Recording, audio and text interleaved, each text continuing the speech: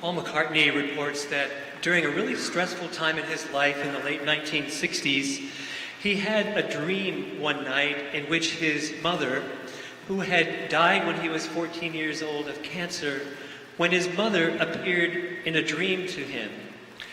And in the dream, his mother spoke to him and assured him and said these words to him, "It will be all right. It will be all right. Just let it be."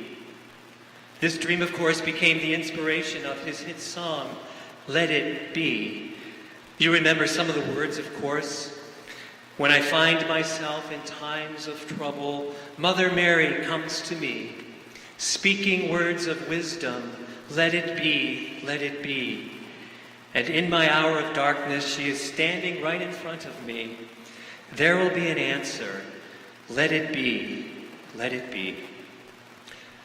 Well, we never know who's going to show up in our dreams or what our dreams may come to teach us. Dreams have long fascinated us and challenged us and frightened us, comforted us and inspired us as we seek to make meaning of these images that come into our minds at night. And we human beings have long been trying to interpret what these dreams mean.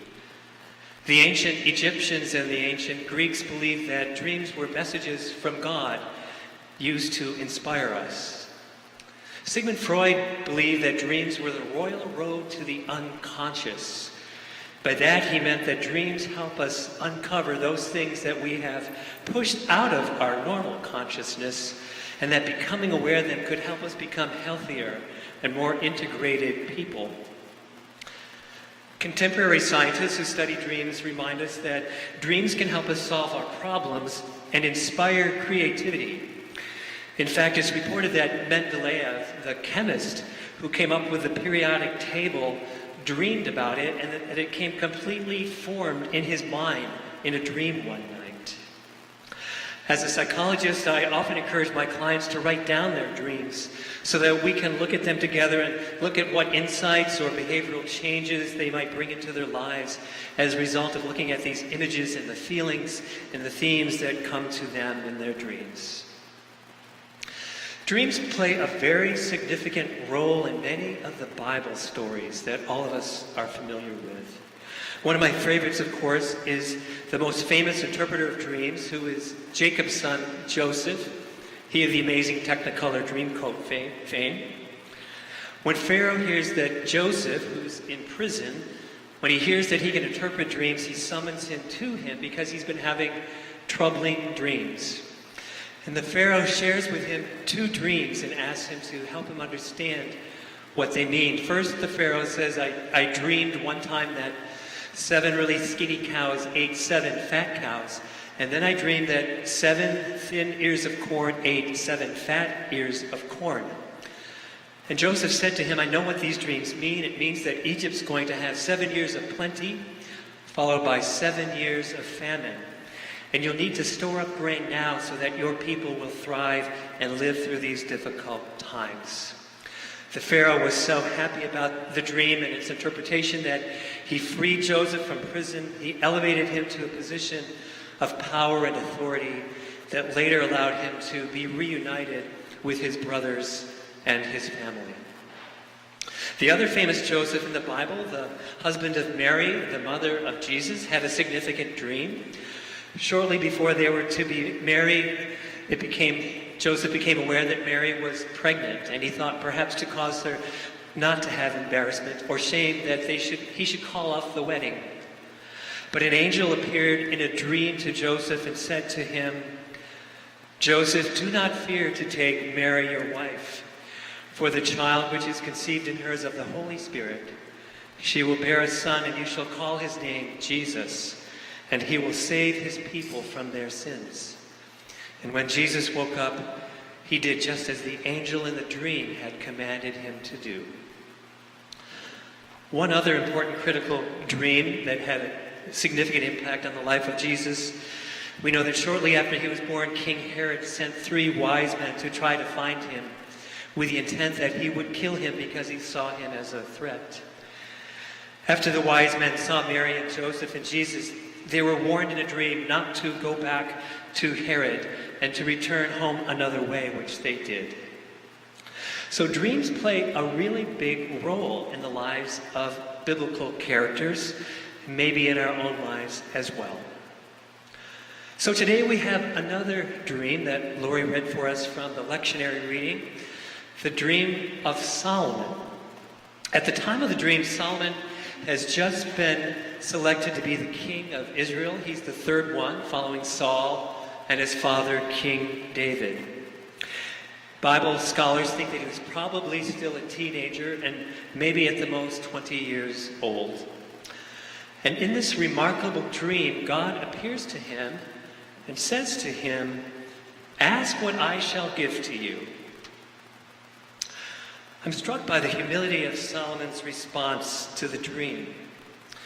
First, he affirms that God has shown God's sure and steadfast love to David, his father, even though David was a person of great faithfulness and great righteousness, but also a man who had committed great sins and had moral failures, that God's steadfast love extended to him anyway.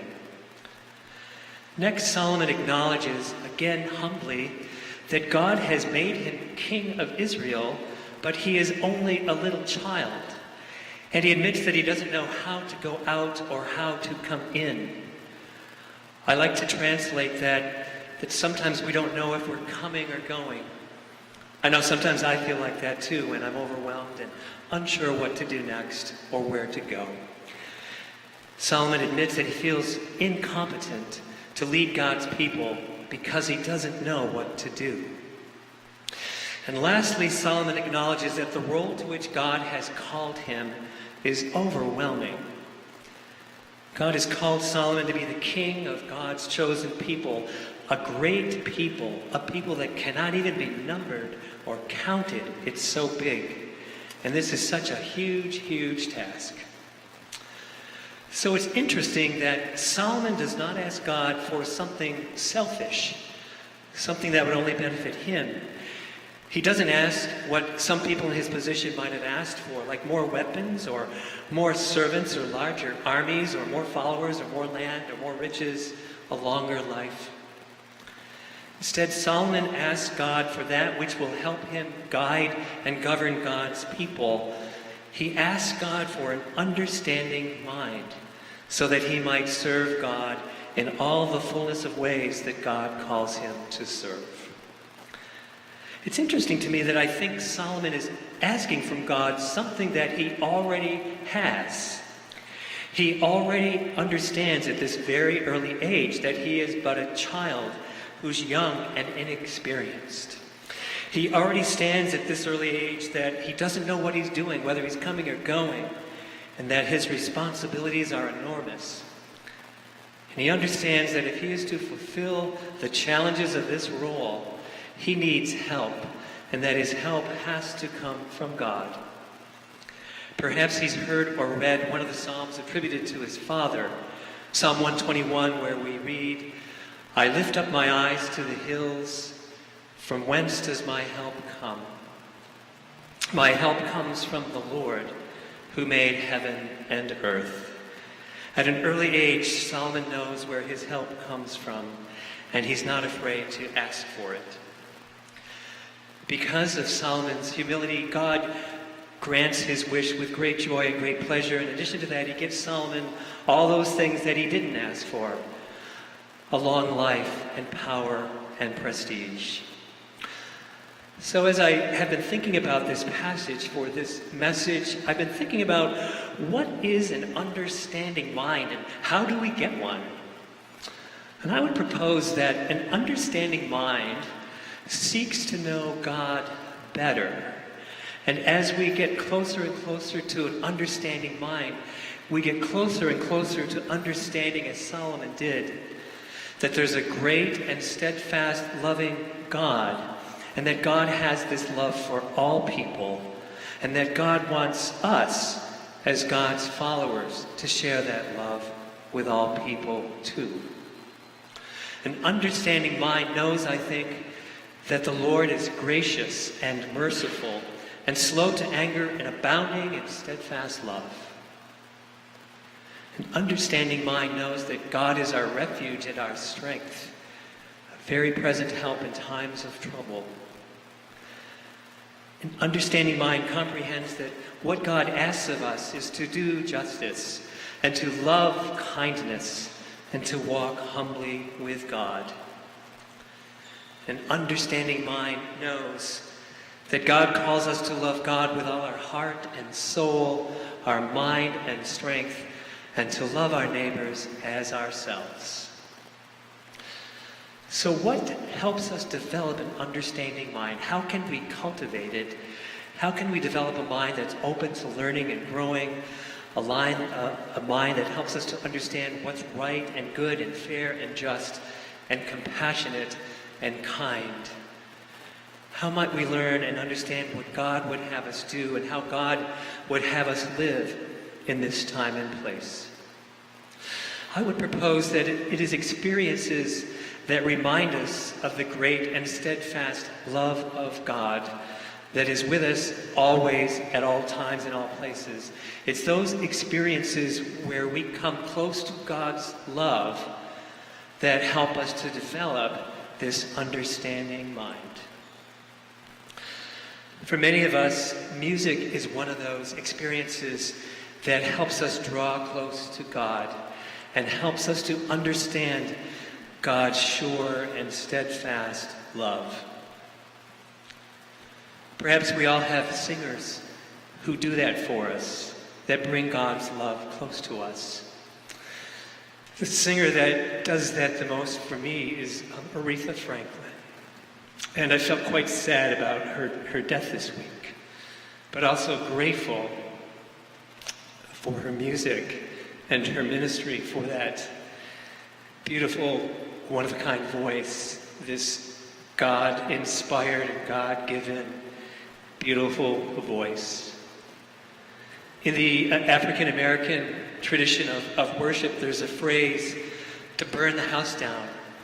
And when a singer or a choir burns the house down, it means they just let it rip. And they fill the room and the people in it with spirit and joy and God's presence. And Aretha Franklin could certainly burn the house down. And she could also sing tenderly with great comfort and assurance.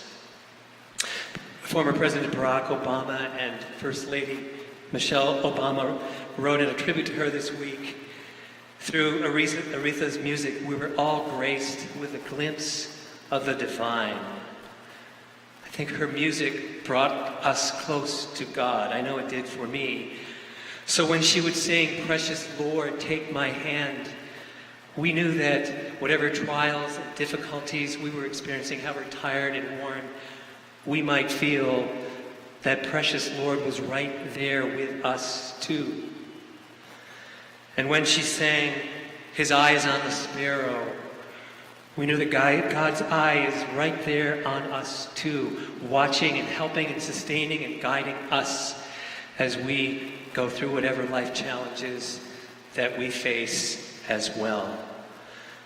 And then she would sing "Respect." And that wasn't specifically a gospel song, but it was a song with gospel themes. Because in that song, she was reminding us what we hear in church, that no matter who we are, no matter our race or our skin color or age or sexual orientation or economic status or country of origin or immigration status, that it didn't matter, that we all deserved a lot of respect. And that song became an anthem for the civil rights movement and the equal rights movement. So I am grateful for Aretha Franklin's music that is with us and will always be with us to bring us close to God. That music helps us to understand and to have an understanding mind. There are lots of other experiences that bring God's steadfast love close to us. I think we all have them. One of my friends in New Hampshire likes to climb mountains, and she's climbed the 4,000 footers in New Hampshire many times, both in winter and in summer. And she said the mountains are her sanctuary. That's where she comes close to God. That's where she feels God's presence the most. That's where she gets in touch with the steadfast love of God. Another friend of mine feels touched by God when she walks along the seashore. So she goes to the water often, and the rhythm of the waves and the vastness of the ocean remind her of the vastness of God's love. Sometimes it's the unexpected kindness of strangers that touches our lives, that reminds us of God's sure and steadfast love. Earlier this summer, I'm sure many of you heard the story that there was a bad riptide off the coast and several people got pulled way out into the ocean. And over 80 people, most of them strangers, formed this human chain and extended out to these people, and they pulled them all in. They rescued all these people in. Things like that, when people show compassion and kindness to one another, remind me that's what God's love is like. That's what God would want us to do too. In the UCC, we believe that God is still speaking, thankfully. And we believe that God speaks to us in many ways, and there are many, many different ways in which God's love might show up in our lives. So 2 weeks ago, God's love showed up for me at a drag show. I was vacationing in Provincetown, Massachusetts, and I went to see my favorite drag queen. And her name is Miss Richfield 1981. Her backstory is that she's from a little town, Richfield, Minnesota. And in 1981, she won the town's local beauty pageant. And she's been using that as a way to share beauty tips and relationship advice, and also to communicate her message of inclusivity and diversity and acceptance and compassion. So I went to this show, and through a series of songs and comedy and improvisational interaction with audience members, she talked a lot about religion. And to summarize it really overly simply, she said, there's bad religion out there, and there's good religion. And she said, bad religion is that which divides us. It separates us, it discriminates, it excludes people. And then she said, there's good religion out there, and it takes many different forms, but good religion is that which brings us together. It unites us. It shows compassion. It respects diversity, and it values inclusiveness. And she said that whenever anybody gets that, in whatever religious form that takes, that's when you are born again. I went through the receiving line after the show, and I told Ms. Richfield how much I liked her humor and her music, and also that her show had been a spiritual experience for me. And I told her, I feel like I've been at church, the good church, like this church. The kind of church where you hear that God's sure and steadfast love is indeed for all people. And she gave me a big Miss Richfield hug and thanked me and said, I am so glad. We never know where God is going to show up, do we? We never know who might show up in our dreams. And God may show up through our friends and through music, even through a drag show. Who knew? So I have some spiritual homework for you as you think about the week that's ahead. I'd like you to pay attention to your life and all those experiences in your lives where you become aware, maybe unexpectedly, suddenly, of the sure and steadfast love of God that is within you and that is around you and is in all places at all times. One quick final example of that. Several years ago, one of my neighbors had this beautiful golden retriever, and every time I would walk by the house or jog by the house, if the dog was outside, this dog would come running at me, lickety-clip, as fast as could be, and would run up to meet me with great happiness in her face, as if I were the most important person in the world. And every time this dog came running out, I thought, I think this is what God's love is like. This is probably like the father of the prodigal son when he saw the prodigal son coming home and he ran out to greet him. That God's love is like this dog's love. It's energetic and happy and enthusiastic and warm and abundant and free, and it makes you feel secure and loved. So I call this retriever my God dog because she helped me see God and she helped me understand God better, just like Aretha Franklin's music. So these are God experiences. Be attentive to them this week. Allow them to nurture your understanding mind. Because every time we have one of these experiences that brings God close to us, then our understanding mind is opened and made bigger. And trust somehow that these experiences of God's steadfast love will come to you. Somehow, somewhere, perhaps unexpectedly, you will hear God speaking words of wisdom to you. Let it be. There will be an answer for you. Let it be. Whispering words of wisdom. Let it be. Let it be. Thanks be to God for these God moments. Amen.